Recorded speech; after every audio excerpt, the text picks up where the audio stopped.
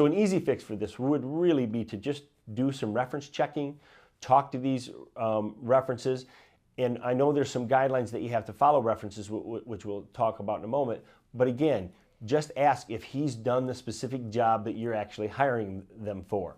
In some cases, maybe you're hiring a position that for somebody that doesn't have those skills, and you're going to put the burden on yourself to train them. But remember, you want to make sure that you check that these skills are done, or that you're validating these skills with the previous employer. And then 11% of the time, and this goes along with that, is that we didn't perform adequate reference checks. So while you're checking for those skills, making sure that this person worked for this particular person, making sure that they work for this particular company, just check the facts on the resume with these references. That's why they're given to you. And I know, we all know that people are going to give their best references, but make sure that you're calling the 3 that you've asked for, and that make sure you're asking those good, hard, factual questions to make sure you can back up what's been put on a resume. Okay, so again, we're trying to stop bad hiring. We want to hire a team that's going to give you great performance, that's going to give you a great culture. It all starts right here when we talk about the employee acquisition. So let's talk about that recruiting process. And we're going to talk a little bit about the book by the name of Who. And it's really, this book is really, and I guess we could back up just a tad, is that you need to have some type of process. I'm going to talk to you about one process today. There are many others. So find a process that works for you. You may have to refine it, tweak it along the way, but this is the one that's really out of the book, Who by Jeff Smart and Randy Street. And we want to make sure that, you know, we're following a process, and this is the one that I recommend. But again, there's many of the different types of processes out here. So let's start really with the scorecard. Okay, we want a way to kind of understand every candidate that comes in front of us and kind of score them with relationship to each other for that particular position. So we certainly want to have a position description made out for the position that we're hiring for. Sometimes we miss that little item, but the position description is extremely important. We also want to put on there the purpose. What's the purpose of the position? Then we come down to some of the outcomes. What are going to be some of the responsibilities that you're going to ask this particular employee to do, as well as the KPIs, or key performance indicators. How are we going to measure the success or the non-success of this employee? These could be things like, you know, the goals. So maybe a sales position we would talk about whether they're going to hit certain targets. And within those targets, maybe you got profit goals and number of calls goals and number of appointments and the closing ratio. So there can be a number of different types of things, but you want those in there. And then of course the last things on your scorecard that you want to assess when you're going through the process, whether it be the interview, the screening, and that type of thing, is really their attributes. Do they have the skills that you require for the position? Now, not everybody you have in is going to be perfect. They're not going to have all the skills. So you have to rate those skills that are the most important when you're talking to a candidate or a potential hire. So you want to rate those. And then when you're get all through, maybe you have 7 in your interview pool that you've asked to come in, and then that makes it relatively easy to go through all your candidates, because there could be some lapse of time between the first candidate coming in interviewing and the 7th one. But you have a great place now, a scorecard, to be able to compare and contrast against, and really scale down your decision to the top 1 or 2 employees in that pool. Sometimes it can be a close race. It just depends on what you've rated as a higher priority with the skills and some of the things that they have on their resume and some of their past jobs. So again, the scorecard, very important. We want to make sure that we're doing that type of thing going forward. So just a reminder, if you've just tuned in, we want to make sure that we remind you that this is Tuesdays with Tom. We do this every Tuesday at 9:30. What are we talking about? Things in business. We talk about things such as team, time, and money in your business.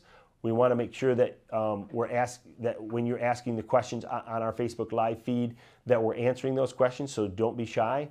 Make sure that you ask some questions, and then share this video with others that might need it, whether those people are in business, whether there are people that work in business. These types of things can be very helpful. Just a reminder, this episode of Tuesdays with Tom comes to you by Coldbox Live. Coldbox Live is a professional live streaming service that takes your live videos to the next level using professional production equipment, clear audio, and graphics. Those graphics could include nameplates, logos, and more. If you'd like to take the hassle out of your next live video and look professional on screen, visit the link right here to learn more and book your Facebook Live session today. So getting back to our really our discussion about our employee acquisition, we now come down to sourcing. How do we find these potential candidates? And the mantra out there is always be interviewing.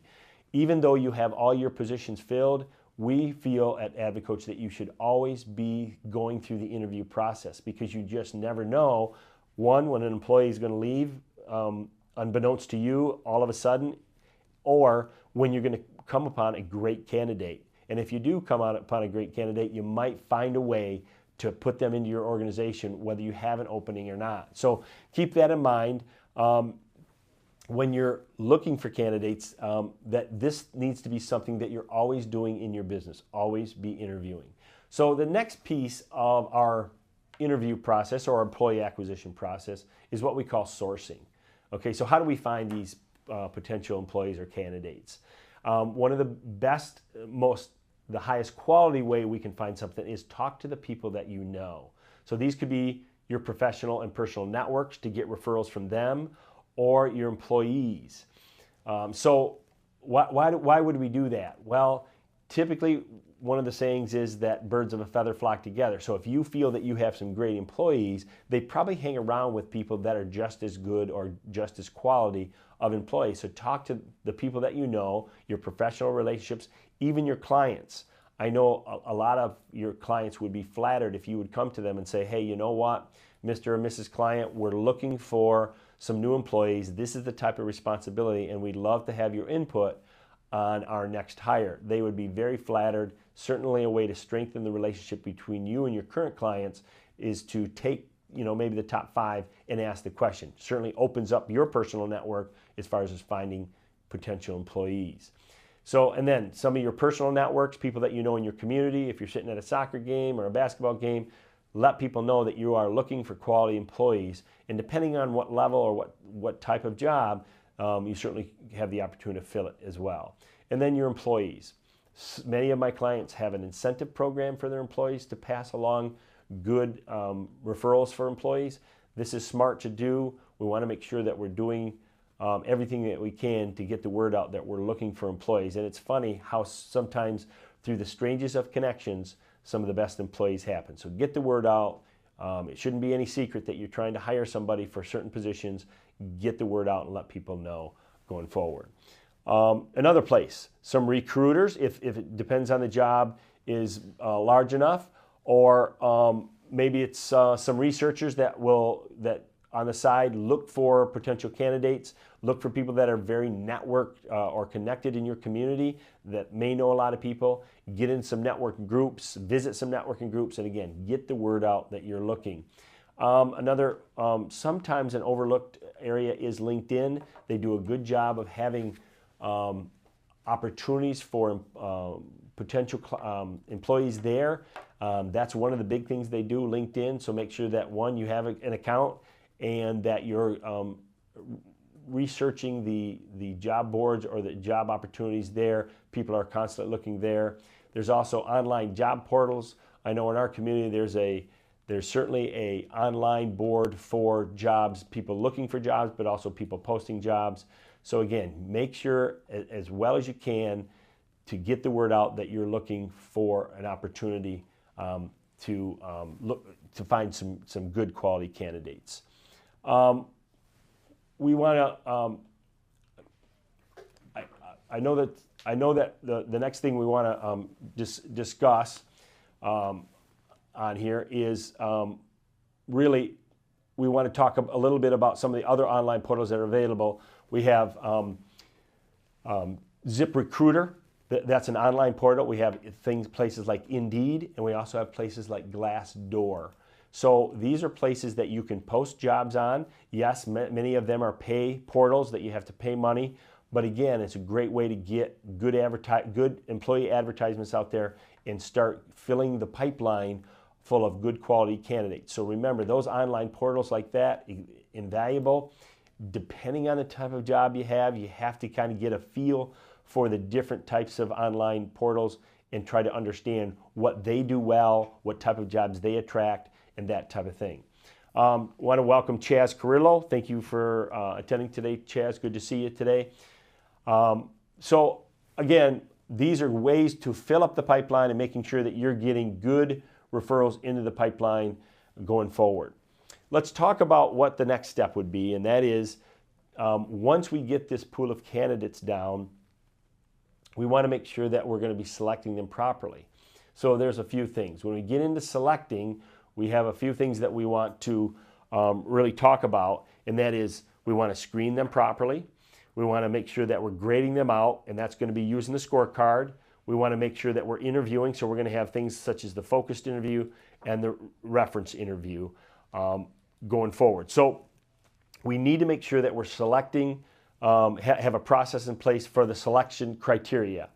So some of that is that in the screening process, when we talk about selecting, we want to know what their career goals are and that type of thing. So, you know, when we get into this interview process, sometimes we tend to ask a lot of questions that are very generic. Maybe we've grabbed them off the off the internet. Maybe we're just not sure the types of questions to ask, but typically what you should do, a little preparation, is to make sure that these questions are common across all your interviews, depending on the level, and make sure you're consistent over time. That doesn't mean you can't tweak them, but it should be this process to where you're not at the last second grabbing some questions that you just found somewhere, but they're well thought out for the position that you're currently hiring at. So keep that in mind. So again, another reminder, we got about 10 minutes to go, but just want to let you know what you're tuning into. This is Tuesdays with Tom. My name's Tom Hamp. I'm a business coach with AdvoCoach up in Michigan. And we talk about business topics here. And really the areas that our main focus is the time in your business, the team, and the money aspect. Today we're talking about employee acquisition, and this is the team area of our business. And all these, and every time I do a Tuesdays with Tom going forward, I want to let you know that this is brought to you by Colebox Live. Colebox Live is a professional live streaming service that takes your live videos to the next level using professional production equipment, clear audio, and awesome graphics like nameplates, logos, and more. If you'd like to take the hassle out of your next live video and look professional on screen, visit the link right here to learn more and book your session today. So extremely important as we get into the selection level of our interview process. And so just kind of going backwards a little bit, we have 4 interview types. We have the screening, we have our top grading, our focused, and our referenced interview. But in those screening interviews, what do we want to look for? What are some of the things that we're trying to accomplish? And those are, again, what are your career goals? What do you excel at professionally? We want to talk a little bit about what are you not good at or unwilling to do professionally, because a lot of times most of the interviews are very positive, right? People are telling you what they're good at, what they've excelled at. They looked at their resume. They're going to tell you all the good things. As an interviewer, you want to try to get at some things that might be a conflict. What are some of the issues that they've had in previous positions that could cause them some challenges and that type of thing? Some other questions that, who are your previous bosses and how will they rate you on a scale of 1 to 10 when we speak with them? We want to try to get honest candor or feedback. Again, this is all about trying to form a real good opinion about the potential person that you're going to hire. And then you're going to find backup information when you call those particular references going forward. Last but not least, on the screening, on the interview piece, is that these are the kind of the keys to the success, and that is you want to kind of do half an hour or so max on the phone. That's your initial interview. You want to stick to your questions that you have written down. A lot of times we get off our format and start ad-libbing, going in different spots. Maybe you ask a partner or two, a panel in your business. That could help. You want to make sure that you are noting some answers on the sheet, and then write boss's name down and ask them that they spell those correctly if they're mentioned, especially in previous employment that they may not have on their resume, you'll be surprised how much information comes up that just doesn't tend to make it on the resume. The last really area that we're talking about is really the sell. And when we talk about the sell of the program, and a lot of people have different, really different thoughts about this. Many people say you shouldn't try to sell your particular position to the candidate. But on the other side of that, argument is that you actually have to give them some idea what this position is all about, right? So the first and foremost, there's actually 5 areas, and we're going to call them the 5 F's, and it's fit, family, freedom, fortune, and fun. So let's start with fit. So we want to understand if the candidate's goals, their strengths, values fit our company's visions, needs, and cultures. And that's why at the beginning of this video, we talked a little bit about the strategic plan. When you've prepared it and you have your core values and your core purpose down and some of the strengths and weaknesses of your company, that we now can partner this particular employee or potential employee with what we're trying to fit in this position. So when we have got the position description written down and we've got all the things down, does this candidate fit, or does just their skills fit? Because it really has to be kind of a passion to help you and your company. So that's why we don't want to get into a hurry when we're trying to hire this new employee. So again, fit's extremely important. We want to talk about family, and I know you have to walk around a little bit of the edges here, but we want to talk to them about how comfortable they are with this change of jobs. A lot of times the change of jobs, it's a huge upheaval of family, depending on if there's movement in the family location, housing, travel, how far do they have to travel to come to this particular place of employment? Does it upset the apple cart? Try to get their opinion on how things at home will change based on this new opportunity. The 5th F is freedom. This is the autonomy. A lot of times on a resume, what you'll see is a candidate will put down there, so it works with, works well when it's not super supervised, or somebody has their thumb on them, or you have a micromanager. They do well working autonomously. Well, we want to find out how well they work. Can they take, some management critique and direction, or is it really where this person is a lone wolf and they do their own thing regardless? You may not get down to the exact answers, but again, by asking them good questions during the interview process, following up with the referrals that they give you or the references they give you, you're going to get a good idea whether this person can really operate under some good supervision, a good mix of supervision where they get some guidance and then they're allowed to do their thing, or if they're just kind of that lone person out there trying to succeed without a lot of leadership and assistance. Our 4th F is the fortune. It really reflects the company's stability and the candidate's financial benefits. So we want to talk money here. So we're talking not only their salary or their per hourly wage, but we're also talking some of the fringe benefits that our company offers, whether that's vacation time, whether that's benefits, whether that's profit sharing. We just want to really talk about the entire compensation package. We know today that the employee's bottom line isn't just the money. It's really the feel. What's the company culture? How will I fit in? Is it a close group, a close-knit group? Do we do fun things here, that type of thing? And that leads into the 5th F, and that's the fun, the work environment, the personal relationships. Do people in the organization do things together? Is there a company softball or volleyball team? Those types of opportunities for potential employees coming in, they're going to want to know. So hope's not a strategy, but hopefully you've set up these things within your company, that they're there, that a potential employee can share in and understand that when they come into this company, it's not just about the position, but it's the whole culture, it's the whole feel, it's really the whole global look at your company and how well they'll fit in this particular opportunity. So we only have a couple minutes here, but we do have a question that somebody's asked is, have you seen, sorry, I have to get my glasses on. Have you seen a company selling themselves position that turns out not to be a reality? And you know what? That's a great question because it happens all the time. Do not oversell it. You have to be honest with the employee. It's not going to take but a short while for them to get in your company and understand that you sold them a bill of goods. So if you don't have some of these things set up, don't pose like you have these things already just to get the employee. They're not going to be happy. They're going to really say that, if you're not going to be honest about this stuff, what other things in our company are you not being honest about? So these things in your interview have to be factual. They have to be going on right now in your company. And if they're not, well, you certainly have time to change things, put some things into place, that type of thing. So keep that in mind going forward. That it's a great question. Don't oversell. Make sure that when you're talking about the opportunities within your company, they're factual and they are currently exist.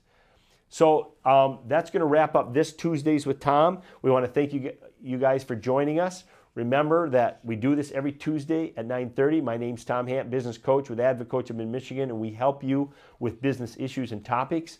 We are currently talking about the 3 areas of your business, such as team, time, and money, and we're concentrating on the team aspect. We talked about employee acquisition today, and don't forget, every episode of Tuesdays with Tom is brought to you by Coldbox Live. Coldbox Live is a professional live streaming service that takes your live videos to the next level using professional production equipment, clear audio, and graphics. If you'd like to take the hassle out of your next live video and look professional on screen, visit the link right here to learn more and book your session today. Thanks, folks, and have a great rest of your week.